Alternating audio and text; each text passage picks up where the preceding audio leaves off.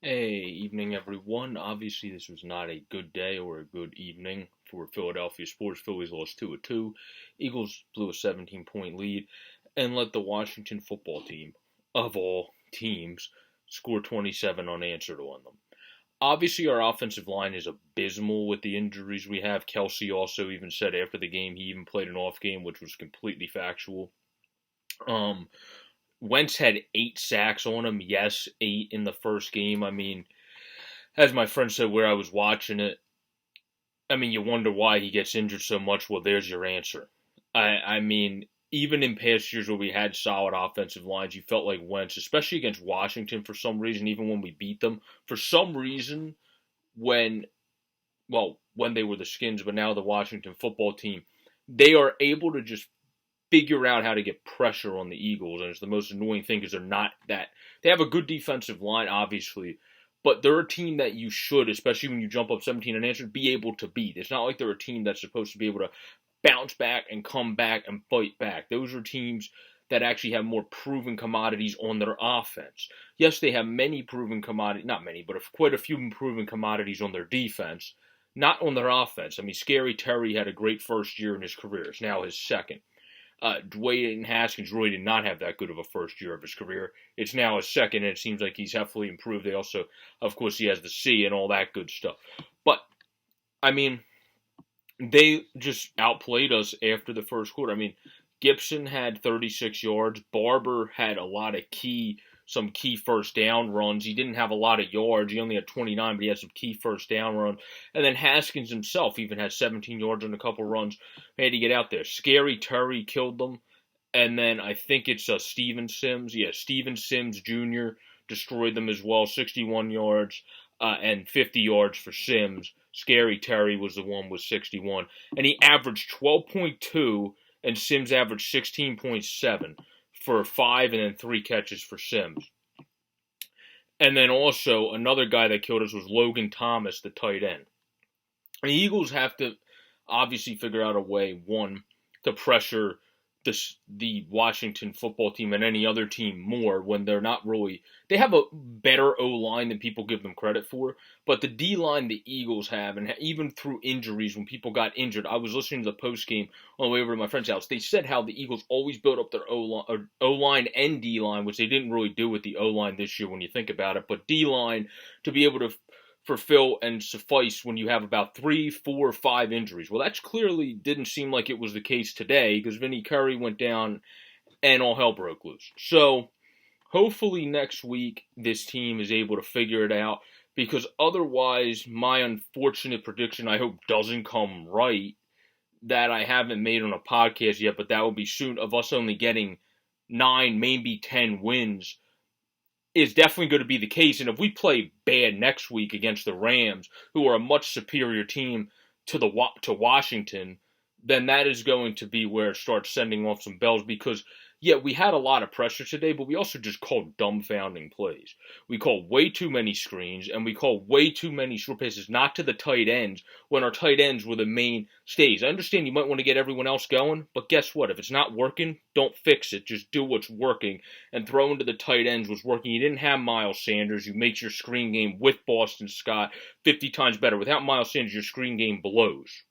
So you shouldn't have been screening as much as you were doing. That was pretty bad play calling today, I must say. And then there was very bad blocking, but I mean, we need Johnson back. We need a lot of guys back because Driscoll ended up going out, and then Mulata had to come in a little bit, who looked okay, I guess, for not having any experience. But I mean, the Eagles just need to figure it out. They didn't have a preseason, but nonetheless, that would be an excuse if you weren't up by 17. And the fact that you were up by 17 against a average at best team, you should be able to close that out when you're supposed to be an above average team. But no, they couldn't figure it out. They couldn't do it. And now next week they need to come into Philly as they're playing the Rams here, but you have no home field advantage at all. There's no fans, so there's no home field advantage. But they're playing the Rams here, so they need to figure that out. We'll see what the Rams are made of. They're playing, obviously, as much as we don't like to admit it here in Philadelphia, but a good football team in Dallas tonight. And I believe the Cowboys are also the favorited team, if I'm not mistaken. They are. They are by a bit, it looks like. So I would say the Cowboys would be who I would lean to, just in case anyone wants to put anything on that game. The Cowboys would be the team I would lean to, but because of some people I talked to today while out, the Rams are a little bit better than I first initially thought, and they did add some nice small and then a few bigger additions as well. So I do like their team. I've loved Jared Goff since college, so I'm not going to sleep on him. I believe he'll have a good bounce back year. So therefore, I feel like that game's kind of a wash. That might be a game that's better to live bet rather than bet beforehand, in my opinion, to see what happens after the first quarter and so on and so forth, potentially. Or the first few minutes in, whatever floats your boat. But either way, the Eagles, the keys to getting better are one, obviously getting the O-line healthy.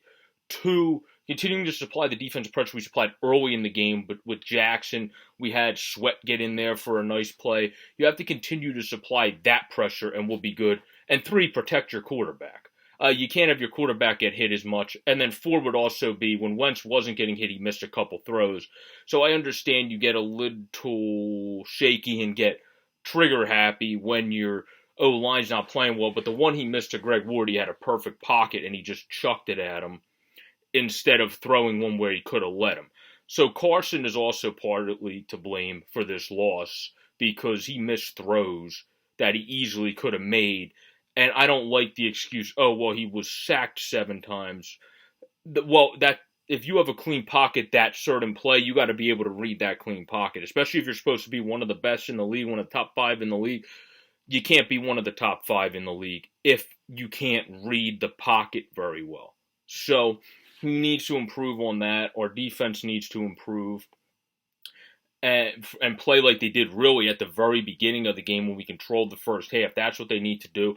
And then last but certainly not least, we need more production from our wide receivers. Reagor had one deep catch, of course, but it was really tight ends again, and then a couple mixed in nice runs by Boston Scott. So we definitely need more production from our wide receivers. Having Sanders back and other linemen whenever they are able to come back will be huge for this team, including defensive linemen in Hargrave. So getting those guys back would be huge. So, I mean, obviously, I've kind of went on a rant and freaked out a little bit about this game, but I'm not going to over freak out about it. And where next week playing the Rams, if we just look abysmal and can't answer back and have much of a backbone when the other team starts coming, that's when I'll start getting concerned because the Phillies, they do that too. But the Eagles sometimes play down to competition as well, like every other team it seems like in the city besides our soccer team and the Union, who are really the best in the city right now.